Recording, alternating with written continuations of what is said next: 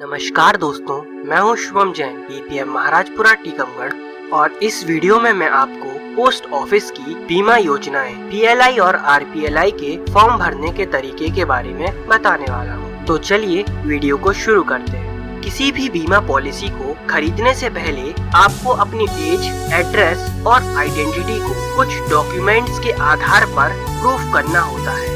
As proof के लिए documents दो प्रकार के होते हैं, स्टैंडर्ड एज प्रूफ और non standard age proof. Standard age proof में आपका बर्थ सर्टिफिकेट, स्कूल सर्टिफिकेट या मार्कशीट, पैन कार्ड, पासपोर्ट और ड्राइविंग लाइसेंस आता है। वहीं नॉन स्टैंडर्ड एज प्रूफ में आधार कार्ड, किसी बड़े का डिक्लेरेशन, मेडिकल एग्जामिनर का एज सर्टिफिकेट, किसी पंचायत के मेंबर का डिक्लेरेशन या वोटर आईडी आता है। पीएलआई या आरपीएलआई पॉलिसी को खरीदने के समय अगर कस्टमर एक नॉन स्टैंडर्ड एज प्रूफ लगाता है तो उसे हर महीने अपने प्रीमियम पर 5% ज्यादा पैसे देने हैं। एड्रेस या आइडेंटिटी प्रूफ के लिए आप Aadhaar card, passport, driving licence, ration card, बिजली या पानी का बिल लगा सकते हैं। सबसे ऊपर वाले डिब्बे में बीमाधारक की फोटो लगेगी। इसके नीचे एजेंट का कोड और एजेंट का नाम भरा जाएगा।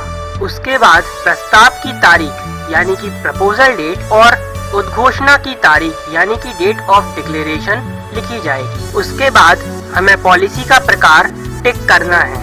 क्या बीमा धारक के पास पहले से कोई पॉलिसी है? इसका जवाब हमें हाँ या ना में यहाँ देना है। पॉइंट नंबर 1 में प्रस्तावक का नाम, उसका आधार नंबर, पैन कार्ड नंबर और माता, पिता या जीवन साथी का नाम लिखा जाएगा।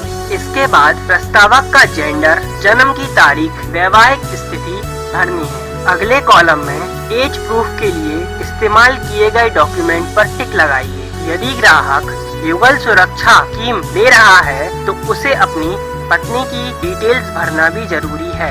यदि बीमा धारक ने युगल सुरक्षा पॉलिसी खरीदी है तो पॉइंट नंबर 2 में उसकी पत्नी का विवरण आएगा। पॉइंट नंबर 2.1 में उसकी पत्नी का मोबाइल नंबर और ईमेल आईडी लिखनी है। पॉइंट नंबर 3 में बीमा धारक का एड्रेस लिखना है और अगर यही उसका परमानेंट एड्रेस है तो नीचे वाले डिब्बे पर टिक करना है। पॉइंट नंबर 4 में बीमा धारक के पोस्ट ऑफिस या किसी और बैंक अकाउंट की जानकारी लिखी जाएगी। सबसे पहले अकाउंट नंबर लिखना है।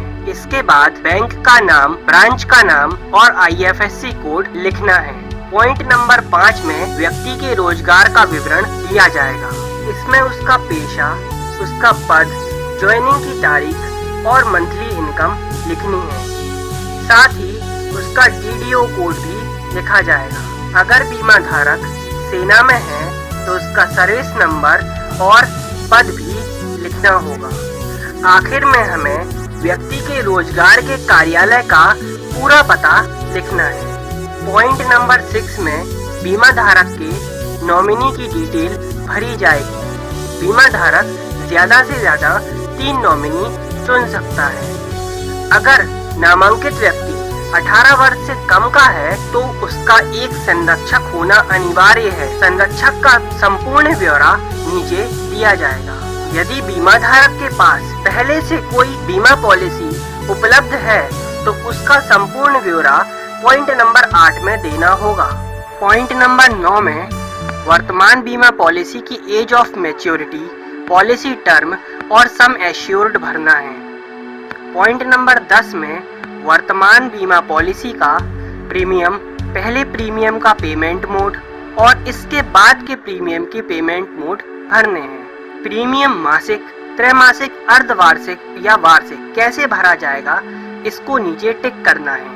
पॉइंट नंबर 11 में बीमा धारक को अपनी और अपने जीवन साथी की सारी स्वास्थ्य संबंधी जानकारी देनी है। अगर बीमा धारक 20 लाख से ज्यादा का बीमा करा रहा है तो उसे पॉइंट नंबर 11.1 और 11.2 में कुछ अतिरिक्त जानकारी भरनी होगी। साथ ही पॉइंट नंबर 12 में उसका कुछ अतिरिक्त वित्तीय विवरण दिया जाएगा। पॉइंट नंबर 13 में बीमा धारक का डिक्लेरेशन और हस्ताक्षर किए जाएंगे और पॉइंट नंबर 14 में एजेंट के डिक्लेरेशन और हस्ताक्षर किए दिए जाएंगे। पॉइंट नंबर 15 मेडिकल एग्जामिनर का सर्टिफिकेट है। आखिर में बना यह डिब्बा बीमा पॉलिसी के इंडेक्सिंग के बाद ऑफिस में ही भरा जाएगा। इस तरह हमारा फॉर्म कंप्लीट होता है। वीडियो को अंत तक देखने के लिए धन्यवाद।